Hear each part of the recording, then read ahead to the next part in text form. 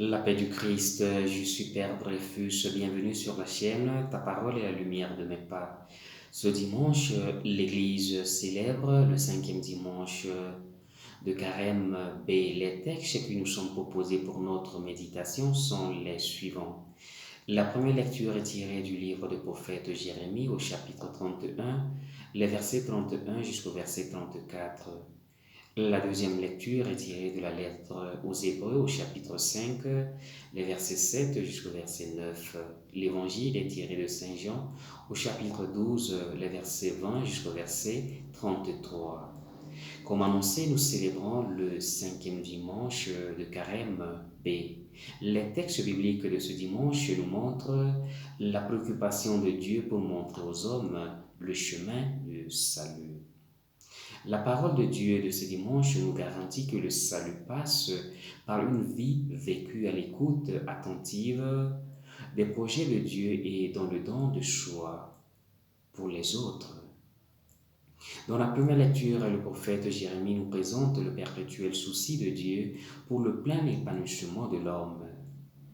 Après l'échec de l'alliance conclue avec le peuple d'Israël, à travers le don de la loi, maintenant Dieu intervient directement dans le sens de changer le cœur de l'homme. Pour cela, désormais, sa loi sera inscrite dans le cœur de l'homme. Je cite, « Je mettrai ma loi au-dedans d'eux, je l'écrirai sur leur cœur. » Fin de citation. Ce qui fait la nouveauté de cette deuxième alliance entre Dieu et les hommes, c'est son caractère individuel. La loi n'est plus donnée à un Moïse pour tout un peuple, elle n'est plus une lettre figée sur une table de pierre. La loi est écrite sur le cœur de chacun. Ainsi, chacun connaîtra Dieu, du plus petit au plus grand, chacun aura une expérience personnelle de Dieu. Maintenant, avec cette nouvelle alliance, il suffit de lire dans son propre cœur ce que Dieu y a inscrit en particulier, d'écouter dans la voix de notre conscience ce qu'il nous dit. Donc, faire partie de la communauté de la Nouvelle Alliance n'a rien à voir avec l'accomplissement des rites ou d'obligations extérieures. Il s'agit désormais de l'adhésion du cœur aux propositions de Dieu. Ce qui fait de nous des membres de la communauté de la Nouvelle Alliance, ce n'est pas le fait d'avoir notre nom inscrit dans le livre de baptême de notre paroisse. Bien sûr, cela est important.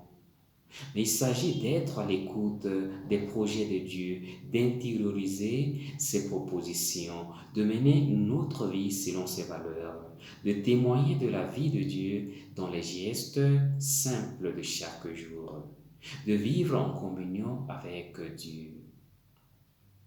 Ce projet d'une nouvelle alliance entre Dieu et son peuple se concrétise en Jésus. Il est venu au monde pour renouveler le cœur des hommes, leur offrant la vie de Dieu. Et la deuxième lecture nous montre la solidarité de Jésus avec les hommes.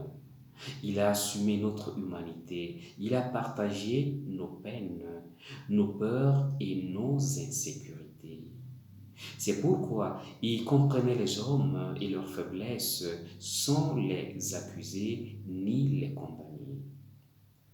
De cette manière, il a pu sympathiser avec notre misère et nous aider pour que nous puissions surmonter notre situation de faiblesse.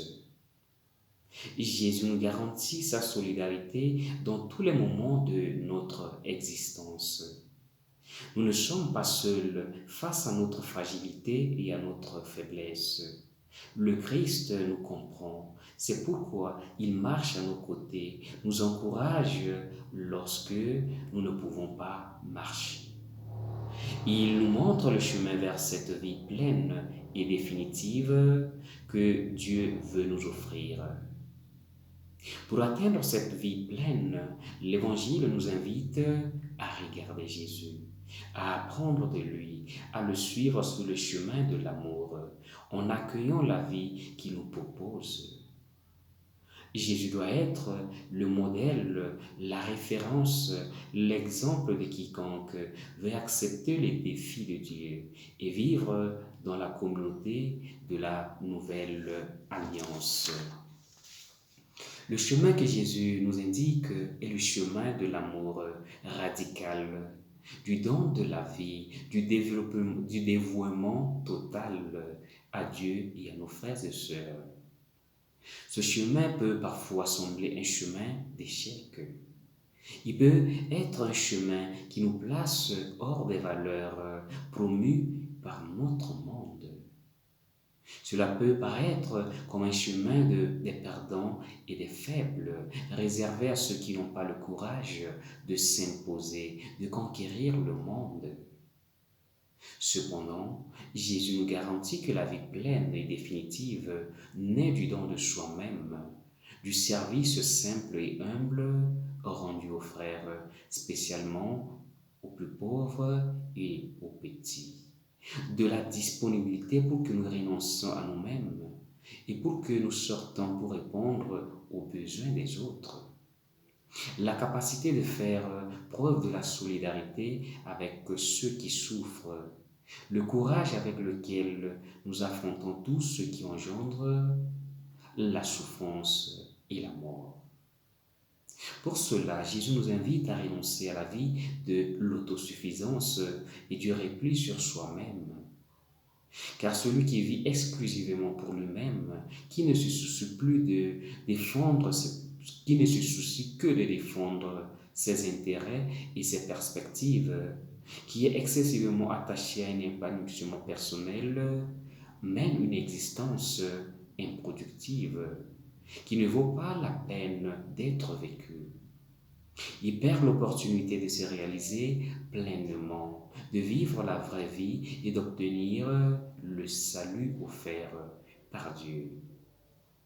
Durant ce temps de carême, Jésus nous demande de renoncer à notre égoïsme et de nous convertir à l'amour. Dans notre monde où les gens préfèrent les témoins que les maîtres, nous avons la grande responsabilité, en tant que témoins de Jésus et de son salut au milieu des hommes, de notre temps, de vivre et d'agir de telle manière que les autres trouvent ce chemin d'amour et de don de soi qui mène à la vie nouvelle et au salut. Que le Seigneur nous aide. Amen. N'oubliez pas, pour ceux qui ne l'ont pas encore fait, de s'abonner à la chaîne en cliquant sur s'abonner.